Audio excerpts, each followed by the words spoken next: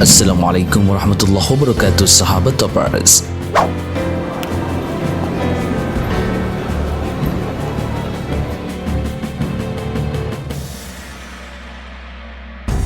Qatar dan Turki memberi jalan, kawal ketat Taliban tampil sebagai negara kuat di panggung dunia internasional.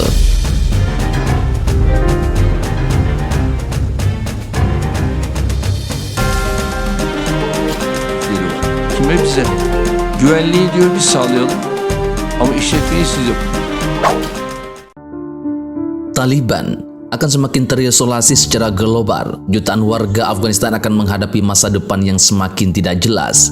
Kekuatan dunia saat ini berlomba-lomba memberi pengaruhnya di tengah kembalinya Taliban yang akan menjalankan negara dengan landasan syariahnya. Dan dalam prosesnya, dua negara dari dunia Arab dan Muslim telah muncul sebagai mediator dan fasilitator utama, Qatar dan Turki. Keduanya memanfaatkan kedekatan sejarah untuk masuk ke Taliban, masing-masing mencari kesempatan yang sama. Keduanya juga bertaruh dan langkah ini bisa memicu persaingan lama yang lebih luas di Timur Tengah. Para pejabat di negara kecil tapi kaya minyak, Qatar di Teluk, telah memberi banyak bantuan yang sangat diperlukan bagi banyak negara untuk keluar dari keterpurukan itu. Tidak ada yang mampu untuk melakukan proses evakuasi besar-besaran keluar dari Afghanistan tanpa keterlibatan Qatar dalam beberapa cara atau yang lainnya. Afghanistan dan Taliban akan menjadi kemenangan berarti bagi Qatar, bukan hanya karena ini menunjukkan mereka mampu bermediasi dengan Taliban, tapi ini membuat mereka menjadi pemain yang serius bagi negara-negara barat yang terlibat, kata Dina Esfandiari, penasihat senior di International Crisis Group, sebuah lembaga studi yang meneliti konflik global. Ketika negara-negara barat meninggalkan Kabul, nilai diplomasi dari hubungan-hubungan ini meningkat. Twitter yang dicuitkan juru bicara Kementerian Luar Negeri Qatar, Lalwa Al-Khotir, terbaca seperti putaran karet roda yang dicuit kembali dari kekuatan dunia. Lalwa mengatakan Qatar melanjutkan menjadi mediator terpercaya dalam konflik ini, tapi menjembatani langkah Taliban mungkin mengandung resiko di masa depan, termasuk kapasitas memperburuk keretakan di Timur Tengah. Turki dan Qatar lebih dekat dengan wilayah pergerakan kelompok yang menggunakan nama Islamis yang sering menimbulkan tekanan bagi negara seperti Mesir, Arab Saudi, Uni Emirat Arab yang melihat kelompok-kelompok seperti itu sebagai ancaman yang nyata. Jika kedua negara diperkuat melakukan diplomasi dunia dengan Taliban di Asia Selatan, apakah riak-riaknya sampai ke Timur Tengah? Dina Esfandiari mengatakan pengambil alihan kekuasaan oleh Taliban menjadi bandul baru menuju Islamisme, sebuah ideologi politik yang berusaha untuk menata ulang pemerintahan dan masyarakatnya sesuai hukum Islam. Tapi dia mengatakan untuk saat ini, hal itu masih terkandung di Asia Selatan. Dina menegaskan, ini untuk Afghanistan, bukan berarti kasus ini untuk Timur Tengah. Selama 10 tahun, kawasan ini terus bergonta-ganti kekuasaan antara kelompok Islam dan kelompok non-Islam. Selama Taliban memperoleh kekuasaannya secara murni pada 1990-an, hanya 3 negara yang memiliki hubungan resmi dengan mereka, Pakistan, Arab Saudi, dan Uni Emirat Arab. Namun Arab Saudi dan Uni Emirat Arab memutus hubungan secara resmi setelah serangan 11 September di Amerika Serikat. Bagaimanapun pandangan rahasia dari individu-individu Arab Saudi dilaporkan mengalir terus pada tahun-tahun berikutnya. Pejabat di Arab Saudi sebelumnya membantah adanya kucuran dana resmi ke Taliban dan mengatakan ada langkah ketat untuk menghentikan aliran dana dari individu-individu. Namun dengan protes yang datang dari warga Amerika Serikat terhadap pasukannya di Afghanistan, membuka pintu bagi negara-negara lain untuk bisa melakukan diplomasi. Bagi Qatar dan Turki, jalinan dengan Taliban dilakukan dengan cara yang berbeda. Saat pemerintahan Presiden Barack Obama berusaha untuk mengakhiri perang, Qatar menjadi tuan rumah bagi para pemimpin Taliban untuk mendiskusikan upaya damai dari tahun 2011. Ini telah menjadi proses yang kontroversial dan berubah-ubah. Pengibaran bendera Taliban di pinggiran kota Doha membuat banyak orang tersinggung, yakni mereka memendekkan tiang bendera setelah diminta Amerika. Bagi Qatar, ini membantu membangun ambisi 3 dekade atas kebijakan luar negeri yang otonom, di mana hal ini dianggap penting bagi negara yang berada di antara kutub Iran dan Arab Saudi. Pertemuan di Doha mengalami puncaknya akhir tahun lalu dalam kesepakatan di bawah Presiden Donald Trump untuk menarik pasukannya dari Afghanistan pada Mei tahun ini. Setelah Joe Biden berkuasa, ia mengumumkan bahwa penarikan pasukan diperpanjang hingga 11 September.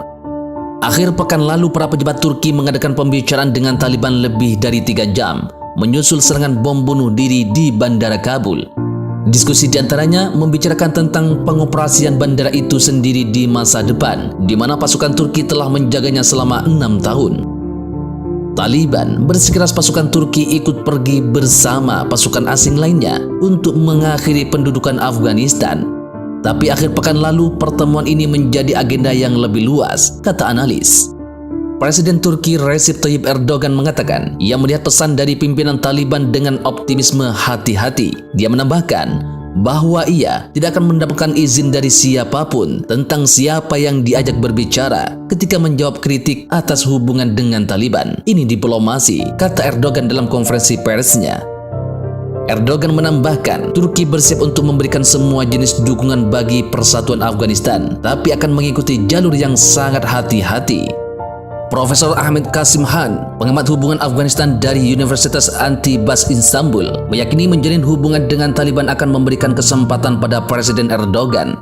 Prof. Ahmed mengatakan, untuk membuat cengkraman kekuasaan mereka berlanjut, Taliban butuh bantuan internasional dan investasi. Taliban bahkan tak bisa membayar gaji pegawai mereka saat ini.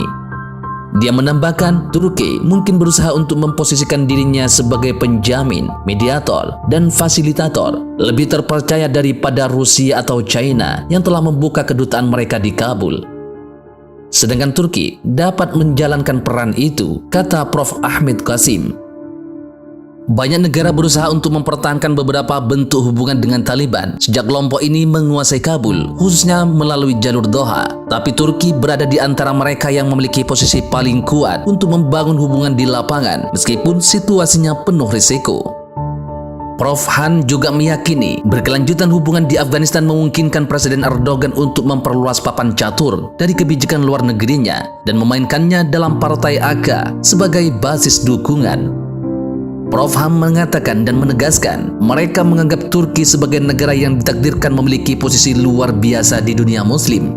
Ini menjadi dasar masa lalu Turki dan warisan Ottoman sebagai pusat kekhalifahan.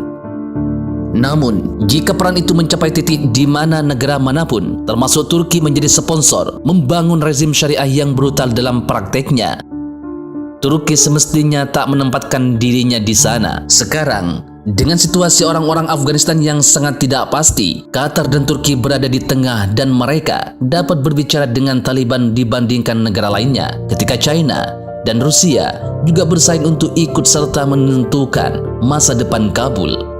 Prof. Han mengatakan ini merupakan opsi yang paling tidak buruk, apa yang ia sebut sebagai pendekatan paling kolaboratif.